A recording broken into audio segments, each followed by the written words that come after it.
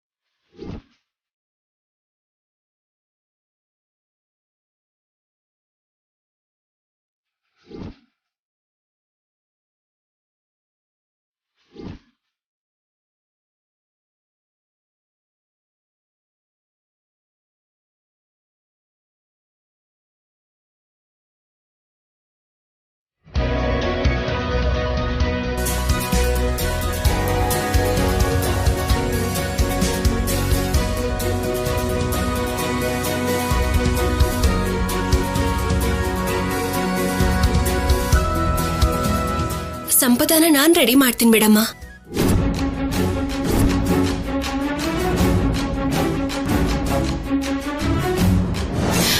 ಯಾಕೆ ಕಲ್ಯಾಣಿ, ಅಮ್ಮ ಅಲಂಕಾರ ಮಾಡಿದ್ರೆ ಚೆನ್ನಾಗಿರುತ್ತೆ.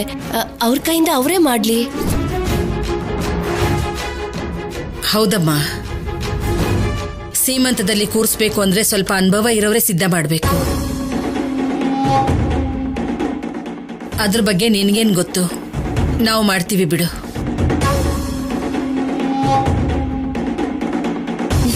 ನಾನೇ ಮಾಡ್ತೀನಿ ಬಿಡಿ. ಕಲ್ಯಾಣಿ ಪ್ಲಾನ್ ಎಲ್ಲ ಹಾಳು ಮಾಡೋ ತರ ಇದ್ದಾಳೆ. ಅವಳ ಕಣ್ಣೆಲ್ಲ ನನ್ನ ಮೇಲೆ ಇದೆ.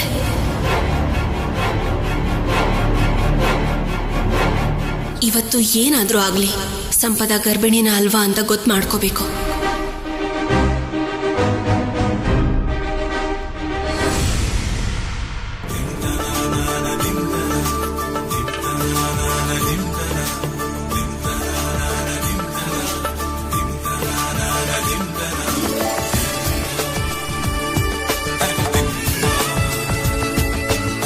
ದಮಯಂತಿ, ನೀನು ಅನುಪಮ ಸಂಪದನ ಕರ್ಕೊಂಡು ಹೋಗಿ ಕುರ್ಚಿ ಮೇಲೆ ಕೂರ್ಸಿ. ಹಾ, ಇವಳಗ್ ನಾನ್ ಯಾಕಮ್ಮ? ಇದಳಲ್ಲ ನೀನು ಮಗಳು, ಅವಳು ಕರ್ಕೊಂಡು ಹೋಗ್ತಾಳೆ ಬಿಡು.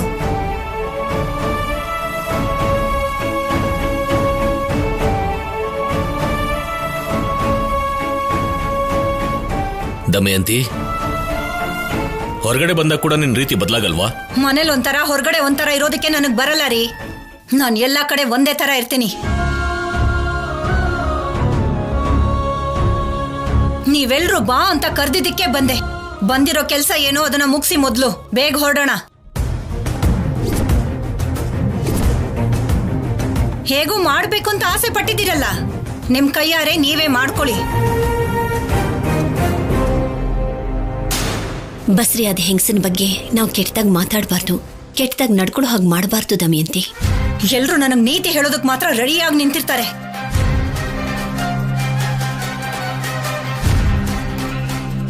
ನೀವು ಮಾಡಿ ಅಂತ ಹೇಳಿದ್ನಲ್ಲ. ಅಯ್ಯಯ್ಯೋ, ಆತರ ಕಣ್ಣೀರ್ ಯಾಕೆ ಹಾಕ್ತಿದ್ಯಾ ಸಂಪದ?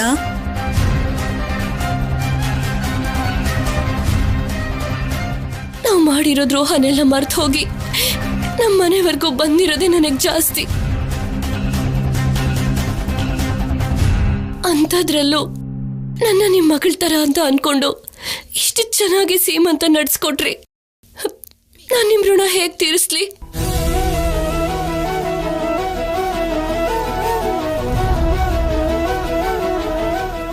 ಅರೆ, ಗರ್ಭಿಣಿ ಆಗಿರೋ ಹುಡುಗಿ ಹೀಗೆ ಕಣ್ಣೀರ್ ಹಾಕೋದು ಒಳ್ಳೇದಲ್ಲ. ಸುಮ್ನಿರು. ಪುರೋಹಿತ್ರೆ, ಅಮ್ಮ, ನೀವು ಕಾರ್ಯಕ್ರಮ ಶುರು ಮಾಡಿ. ಸರಿನಮ್ಮ. ಇಲ್ಲಿವರೆಗೂ ಒಂದ್ ಅವಕಾಶನೂ ಸಿಗ್ಲಿಲ್ಲ. ಏನ್ ಮಾಡ್ಲಿ? ಕರ್ಕೊಂಡು ಹೋಗ್ರಮ್ಮ. ನಡಿಮ್ಮ. ಬಾ.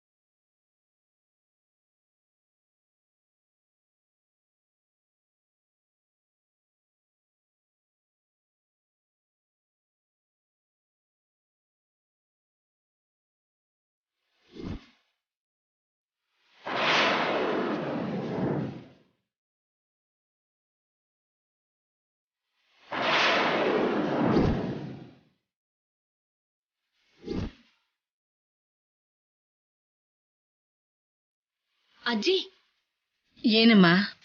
ಏನಿಲ್ಲ, ನೀವ್ ಯಾವಾಗ್ಲೂ ಹೇಳ್ತಿರ್ತೀರಲ್ಲ, ನಾಳೆ ನನ್ಗೆ ಮಗು ಹುಟ್ಟಿ ಸೀಮಂತ ಮಾಡ್ತಿದೀವಿ ಅಂದಾಗ ನಮ್ಮಲ್ಲೊಂದು ಸಂಪ್ರದಾಯ ಇದೆ ಅಂತ. ಹಾಗಾದ್ರೆ ಸಂಪದ ಕೂಡ ನನ್ ಜೊತೆಲಿ ಹುಟ್ಟಿದವಳ ತರ ಅಲ್ವಾ? ಹಾಗಿರ್ಬೇಕಾದ್ರೆ ಆ ಸಂಪ್ರದಾಯ ಅವಳಿಗೂ ಅನ್ವಯಿಸುತ್ತೆ ಅಲ್ವಾ?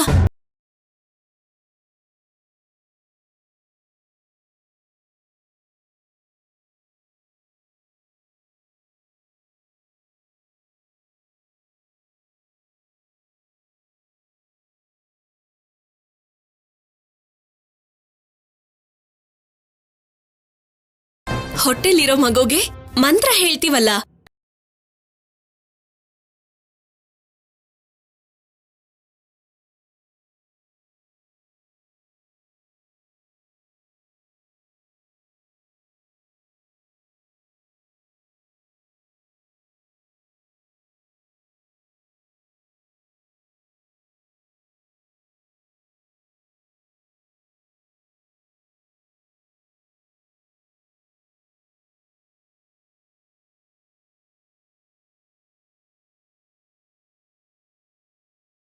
ಹೌದಲ್ವಾ? ಒಳ್ಳೆ ಸಮಯಕ್ಕೆ ನೆನಪು ಮಾಡಿದೆ.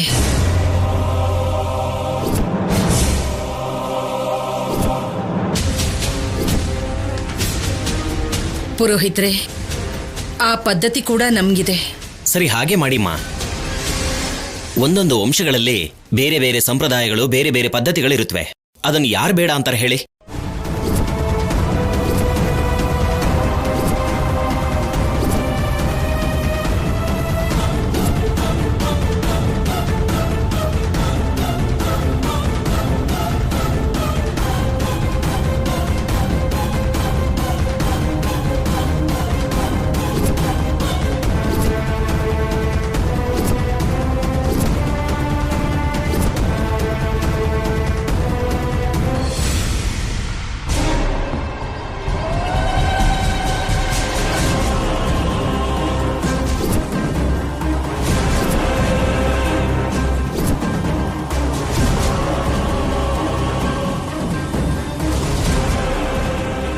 ಮುಗ್ದೋಯ್ತು.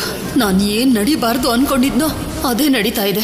ಆ ಶಿವ ಪಾರ್ವತಿ ಅವಳು ಹೊಟ್ಟೆ ಮೇಲೆ ಕೈ ಇಟ್ರು ಅಂದ್ರೆ ಅದು ಹೊಟ್ಟೆ ಅಲ್ಲ, ಒಳಗಿರೋದು ಬಟ್ಟೆ ಅನ್ನೋದು ಗೊತ್ತಾಗುತ್ತೆ. ಆಮೇಲೆ ನಮ್ ಕತೆ ಅಷ್ಟೇನೆ.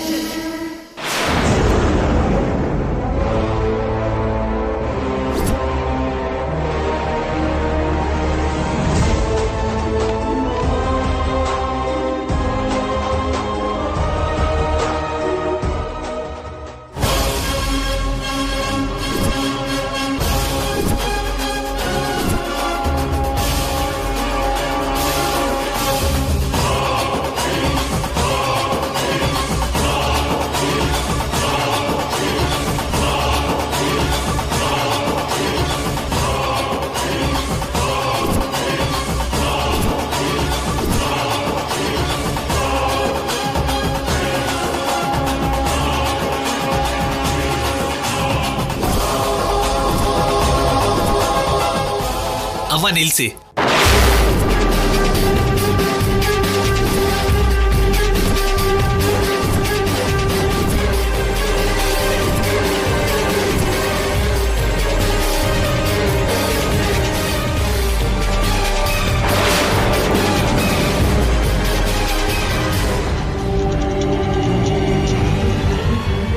ಅದು ನಮ್ಮನೆ ಆಚರಣೆ ಸಿದ್ದು.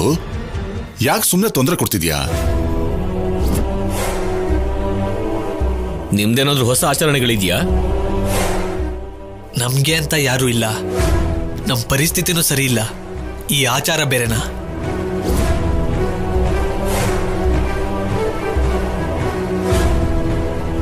ಮತ್ತೇನ್ ಮಾಡ್ಬೇಕು ಸಿದ್ದು? ಒಂದ್ಸರಿ ಡಾಕ್ಟರ್ ಹತ್ರ ಮಾತಾಡಿ ಬರ್ತೀನಮ್ಮ. ಅವಳ ಹೊಟ್ಟೆಗೆ ಇಷ್ಟು ಗಂಧ ಹಚ್ಚಿ ಮಂತ್ರ ಹೇಳೋದಕ್ಕೆ ಡಾಕ್ಟ್ರಿಗೆ ಫೋನ್ ಮಾಡಿ ಹೇಳೋ ಅವಶ್ಯಕತೆ ಏನಿದೆ? ನಿಮಗೆ ಅಂತ ಆಚಾರ ಇದೆ ಅಂದ್ರಿ, ಅದನ್ನ ನಿಲ್ಸಕ್ ನಂಗೆ ಇಷ್ಟ ಇಲ್ಲ. ಆದ್ರೆ ಡಾಕ್ಟರ್ ಏನೋ ಸಂಪದಾಗೆ ಸ್ಕಿನ್ ಅಲರ್ಜಿ ಇದೆ, ಪ್ರೆಗ್ನೆಂಟ್ ಅಲ್ವಾ, ಆ ವಿಷಯದಲ್ಲಿ ಹುಷಾರಾಗಿರಿ ಅಂತ ಹೇಳಿದ್ದಾರೆ.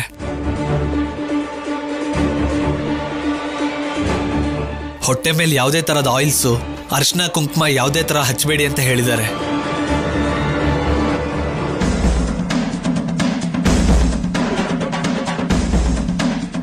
ಯಾವುದಕ್ಕೂ ಒಳ್ಳೇದೆ. ಒಂದ್ಸರಿ ಫೋನ್ ಮಾಡಿ ಕೇಳ್ಬಿಡ್ತೀನಿ. ಆಚಾರ ನಿಲ್ಸದ್ ಬೇಡ. ಡಾಕ್ಟ್ರು ಓಕೆ ಅಂದ್ರೆ ಮುಂದುವರ್ಸೋಣ.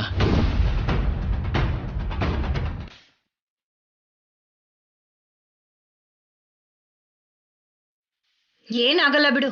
ಪದ್ಧತಿ ಪ್ರಕಾರ ಗಂಧ ಇಟ್ರೆ ಏನಾಗತ್ತೆ? ನೀನ್ ಹಚ್ಚಮ್ಮ.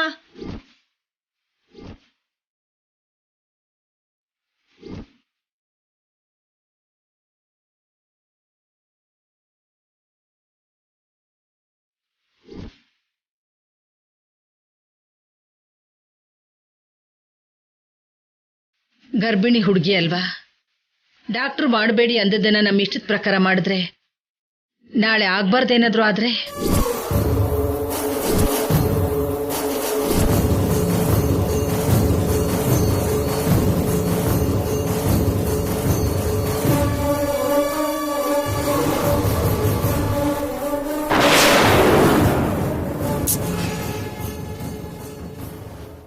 ಡಾಕ್ಟ್ರು ಫೋನ್ ಸಿಗ್ತಾ ಇಲ್ವಲ್ಲ? ಇವಾಗ ಏನ್ ಮಾಡೋದು? ನಾನ್ ಸರಿ ಅಂದ್ರೆ ಹಾಗೇನಾದ್ರೂ ಅಲರ್ಜಿ ಜಾಸ್ತಿಯಾಗಿ ಹೊಟ್ಟೆಲಿರೋ ಮಗುಗೆ ಏನಾದ್ರೂ ಆಗುತ್ತೇನೋ? ಏನ್ ಮಾಡೋದೀಗ?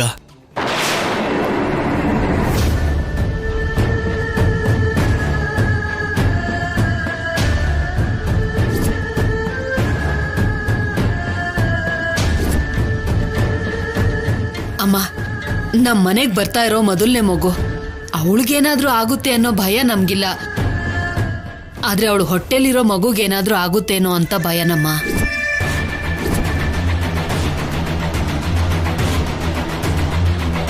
ಇವಾಗ ಏನ್ ಮಾಡೋದು ಪಾರ್ವತಿ?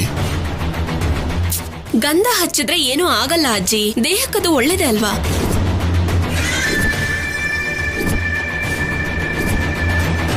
ಹಾಗೆ ಹೇಳಿದ್ರೆ ಹೇಗೆ ಕಲ್ಯಾಣಿ? ಏನು 7 ವಿಷಯ ಅಂದ್ರೆ ನಾವು ಬಿಡಬಹುದಾಗಿತ್ತು. ಆದ್ರೆ ಹೊಟ್ಟೆಲ್ ಮಗು ಇದೆ. ಮಗುಗೇನಾದ್ರೂ ಹೆಚ್ಚು ಕಡಿಮೆ ಆಗ್ಬಿಟ್ರೆ?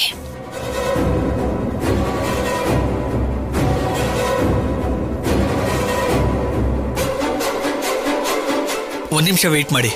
ಫೋನ್ ಟ್ರೈ ಮಾಡ್ತಾ ಇದ್ದೀನಿ.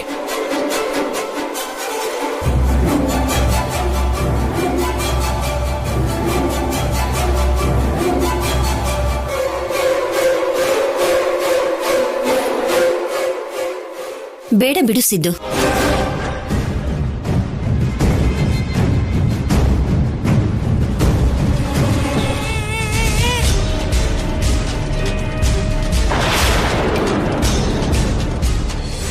ಅಮ್ಮ, ಡಾಕ್ಟರ್ಗೆ ಫೋನ್ ಮಾಡಿ ಮಾತಾಡುವಂತ ಅವಶ್ಯಕತೆ ಏನಿದೆ? ಹೇಗೂ ಅಲರ್ಜಿ ಇದೆ ಅಂತ ಹೇಳ್ತಿದ್ದಾಳಲ್ವಾ, ಮತ್ತೆ ಡಾಕ್ಟರ್ಗೆ ಫೋನ್ ಮಾಡಿ ಯಾಕೆ ತೊಂದರೆ ಕೊಡೋದು?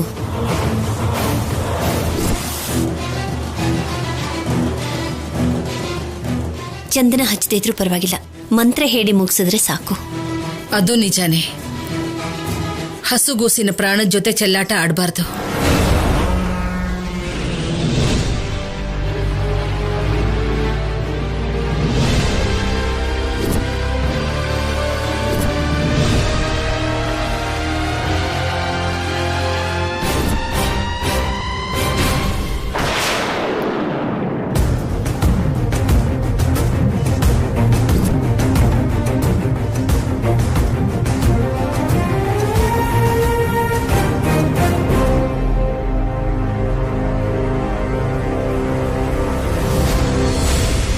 ಇಲ್ಲ, ಇವನು ಬೇಕು ಅಂತಾನೆ ಅಜ್ಜಿ ಸಂಪದಾನ ಮುಟ್ದೇ ಇರೋ ಹಾಗೆ ಮಾಡ್ದ.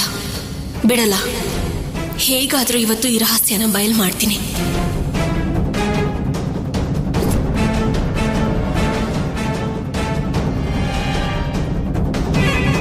ಪುರೋಹಿತ್ರೆ, ಇನ್ನು ಕಾರ್ಯಕ್ರಮ ಶುರು ಮಾಡಿ. ಓಂ ಹಿರಣ್ಯವರ್ಣಾಂ ಹರಿಣೀಂ ಸುವರ್ಣರಜತಸ್ರಜಾಂ ಚಂದ್ರಾಂ ಹಿರಣ್ಮಯೀಂ ಲಕ್ಷ್ಮೀಂ ಜಾತವೇದೋ ಮಮಾವಹ ತಾಂ ಮಾವಹ ಜಾತವೇದೋ ಲಕ್ಷ್ಮೀಮನುಪಗಾಮಿನೀಂ ಯಸ್ಯಾಂ ಹಿರಣ್ಯಂ ವಿಂದೇಯಂ ಗಾಮಶ್ವಂ ಪುರುಷಾನಹಂ ಅಶ್ವಪೂರ್ವಾಂ ರಥಮಧ್ಯಾಂ ಹಸ್ತಿನಾದ ಪ್ರಬೋಧಿನೀಂ ಶ್ರಿಯಂ ದೇವೀಮುಪಫ್ಫಯೇ ಶ್ರೀರ್ಮಾ ದೇವಿ ಜೋಷತಾಂ.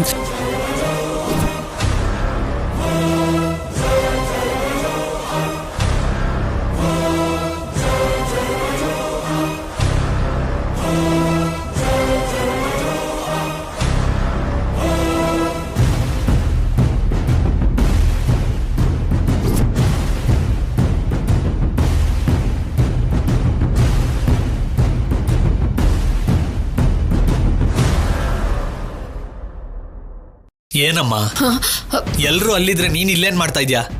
ಏನೋ ನೀನು ನನ್ ಗುಂಡಿಗೆನೆ ಗಂಟ್ಲಿಗೆ ಬಂದ್ಬಿಟ್ಟಿತ್ತು. ಸ್ವಲ್ಪ ಹೊತ್ತಾಗಿದ್ರೆ ಉಸಿರೇ ನಿಂತೋಗ್ತಿತ್ತು. ನಿನ್ನ ಉಸಿರು ನಿಂತೋಗುತ್ತೆ. ನೀನ್ ನನ್ನ ಉಸಿರು ನಿಲ್ಸ್ತೀಯ ಅಮ್ಮ. ನಿನಗೆ ಮೊದ್ಲೇ ಹೇಳಿದ್ದೆ ಟೆನ್ಷನ್ ಮಾಡ್ಕೋಬೇಡ ಅಂತ. ಟೆನ್ಷನ್ ಮಾಡ್ಕೊಳ್ದೆ ಹೇಗೋ ಸುಮ್ನೆ ಇರಕ್ಕಾಗುತ್ತೆ? ನಡೆದಿದ್ದೇನ್ ಸಣ್ಣ ವಿಷಯನ ಸ್ವಲ್ಪ ಹೊತ್ತಲ್ಲೇ ಸಿಕ್ಕಾಕೋಬಿಡ್ತಾ ಇದ್ವಿ. ಆ ಶಿವ ಪಾರ್ವತಿ ಏನಾದ್ರು ಅವಳು ಹೊಟ್ಟೆ ಮೇಲೆ ಕೈ ಇಟ್ಟಿದ್ರೆ ಸುಮ್ನೆ ಇರ್ತಾ ಇದ್ರಾ? ನಮ್ ಜೀವನದ ಮೇಲೆ ಕಲ್ಲು ಹಾಕ್ದಾಗೆ. ಅಬ್ಬಾ ಯಾಕಮ್ಮ, ಏನು ಪ್ರಾಬ್ಲಮ್ ಇಲ್ಲ, ಎಲ್ಲ ನಡೀತಾ ಇದೆ ಅಲ್ವಾ? ಇನ್ನು ಅದ್ರ ಬಗ್ಗೆ ಯಾಕೆ ಮಾತಾಡ್ತೀಯಾ? ಮಾತಾಡದೆ ಹೇಗೋ ಇರಕ್ಕಾಗುತ್ತೆ? ನೋಡು, ನನ್ಗೊಂದ್ ಮಾತು ಹೇಳು. ಅಲ್ಲ, ಗರ್ಭಿಣಿನೇ ಅಲ್ದೇ ಇರೋಳ್ಗೆ ಸೀಮಂತ ಯಾಕೋ? ಅದಕ್ಕೆ ಅವ್ರನ್ನೆಲ್ಲ ಯಾಕೆ ಕರಿಬೇಕು? ಗೊತ್ತಿದ್ದು ಹುಲಿ ಬೋನಲ್ಲಿ ಕೈ ಇಟ್ಟ ಹಾಗೆ ಅವ್ರ ಹತ್ರ ಯಾಕೆ ಈ ಆಟ ಆಡ್ಬೇಕು? ಅಮ್ಮ, ನಿನ್ ಪ್ರಾಣಕ್ಕೆ, ನನ್ ಪ್ರಾಣಕ್ಕೆ, ಸಂಪದ ಪ್ರಾಣಕ್ಕೆ ಯಾವುದೇ ತರ ಅಪಾಯ ಇಲ್ಲ.